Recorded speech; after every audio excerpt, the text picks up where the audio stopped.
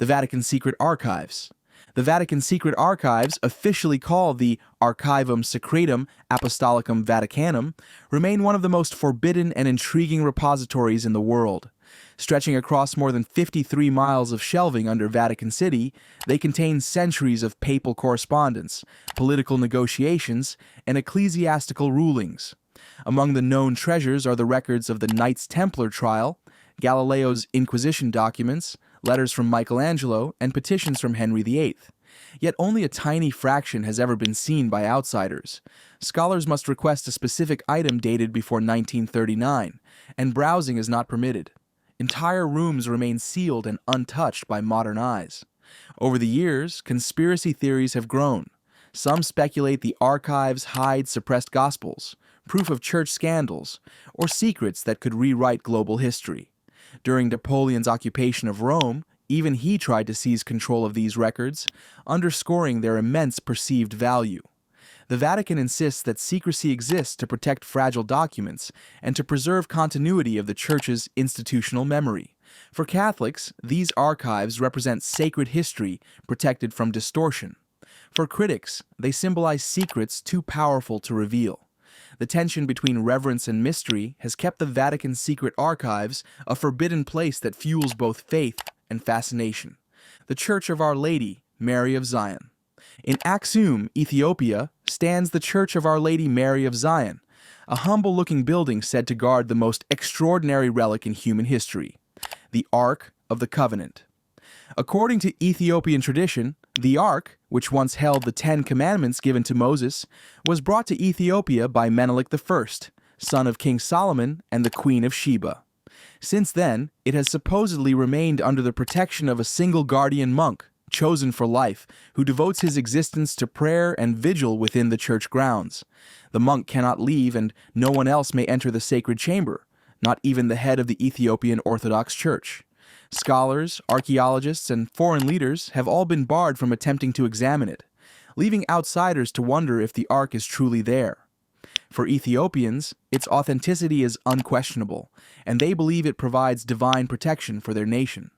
At the annual Timkat festival, a replica is carried through the streets while the true Ark never leaves its chamber. This mixture of faith, secrecy, and tradition has cemented the site's status as one of the most forbidden religious places in the world. To some, it is the greatest unverified treasure of the biblical era. To others, it is a living symbol of unbroken devotion that transcends proof or doubt. Al-Masjid an-Nabawi's Green Dome. In Medina, Saudi Arabia, lies Al-Masjid an-Nabawi, the Prophet's Mosque, the second holiest site in Islam after Mecca. Within it rests one of the most forbidden chambers in the Muslim world, the sealed tomb under the Green Dome, containing the burial place of the Prophet Muhammad along with the first two caliphs, Abu Bakr and Umar. The Prophet was originally buried in his wife Aisha's chamber in 632 CE, and as centuries passed, the mosque expanded around it.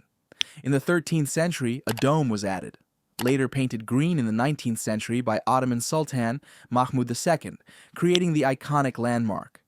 Yet no one is allowed inside. Worshippers and pilgrims can only pray outside golden railings, never glimpsing the graves themselves. Access is limited to select Saudi caretakers, ensuring the chamber remains sealed and undisturbed. Theological reasons are central. Islam prohibits elevating graves to objects of worship, so seclusion prevents misuse. For Muslims worldwide, being near the chamber inspires immense reverence, but crossing its threshold is unthinkable. The Green Dome represents both intimacy and distance. The Prophet lies just beyond a wall, yet forever out of reach.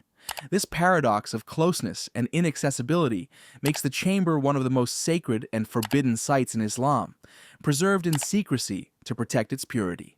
The Monastery Treasury of St. Catherine's.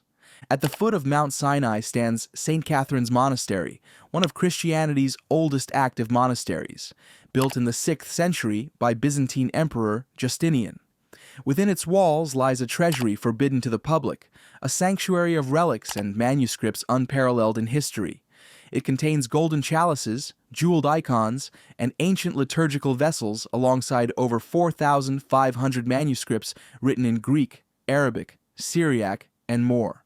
Among its treasures are fragments of the Codex Sinaiticus, one of the oldest complete Bibles, and the Ashtename of Muhammad, a charter said to be personally granted by the Prophet, offering the monastery protection. For more than 1,400 years, this treasury has remained sealed to all but select monks, conservators, and approved scholars. The restrictions exist to ensure fragile manuscripts are preserved and priceless relics protected from theft. Pilgrims may visit the monastery itself, but the most sacred treasures remain hidden behind locked doors. To historians, it is an untapped archive of early Christianity. To believers, it is a holy vault of faith preserved in silence. Its continuous existence, despite centuries of conflict in the region, is itself miraculous, making the monastery treasury one of the world's most fascinating forbidden religious places. The Library of St. John the Theologian. On the island of Patmos in Greece, where tradition holds the Apostle John received his revelation, lies the fortified monastery of St. John the Theologian, founded in 1088. Within it rests one of Christianity's most restricted libraries. It holds more than 330 manuscripts, including 82 New Testament codices and some of the rarest documents of the faith. Its most prized artifact is the Purple Codex, a 6th century manuscript written on parchment dyed purple, with letters inscribed in gold and silver. Another treasure is the Golden Bull issued by Byzantine Emperor Alexios I Komnenos, which granted the island to St. Christodoulos.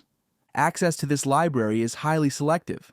Only a handful of scholars with special authorization may enter, and even they are tightly monitored. Preservation demands that most manuscripts remain locked away, shielded from light and air. For most visitors, these treasures are entirely invisible, known only through references in scholarship.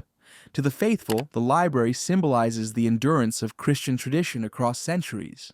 To historians, it is one of the most inaccessible yet invaluable archives in the world. Patmos is a place where faith, secrecy, and scholarship intersect, and the library remains one of the most forbidden and tantalizing repositories of sacred history. The Holy of Holies. At the heart of ancient Judaism was the Holy of Holies, the inner sanctuary of the temple on Jerusalem's Temple Mount. It was regarded as the very dwelling place of God's presence on earth, a perfect cube hidden behind a thick veil. Within Solomon's temple, it held the Ark of the Covenant, containing the 10 Commandments, Aaron's staff, and manna. Entry was restricted to the high priest alone, once a year on Yom Kippur, after days of purification rituals. Jewish tradition even recounts that a rope was tied to his ankle so he could be pulled out if struck down inside. When Babylon destroyed the temple in 586 BC, the ark vanished, and in the rebuilt temple, the chamber stood empty but still sacred. To this day, Jewish law forbids entry to the site, as ritual purity cannot be restored without temple rites. This makes the Holy of Holies permanently inaccessible, one of the most sacred and forbidden places in history. It embodies the tension between human unworthiness and divine holiness, reminding believers that God's presence cannot be approached casually. Even now, the mystery of the Holy of Holies endures, both as a symbol of God's majesty and as one of the ultimate forbidden spaces of faith, Mount Athos. Mount Athos, known as the Holy Mountain, rises from a peninsula in northern Greece and has served as the spiritual heart of Eastern Orthodox monasticism for over 1,000 years. Within its 20 monasteries live around 2,000 monks from across the Orthodox world, guarding priceless relics, icons, and manuscripts. Yet Athos is defined by its restrictions. Women are completely banned, a rule called the Avaton, which has been enforced for centuries. Men may enter only with special permits, granted in limited numbers, and must follow strict rules of dress, conduct, and photography. The ban on women is rooted in tradition that the mountain is dedicated to the Virgin Mary, and thus no other women may set foot there. This has stirred debate in modern times, but the monks remain adamant that Athos must remain a place of seclusion and prayer. For Orthodox Christians, it is a spiritual lighthouse where earth meets heaven. For outsiders, it is a forbidden landscape, its daily rhythms of prayer and devotion hidden from the world. The isolation of Athos has preserved a unique monastic culture, one that continues unchanged for centuries. Its treasures and traditions remain unseen by most, making it both sacred and untouchable.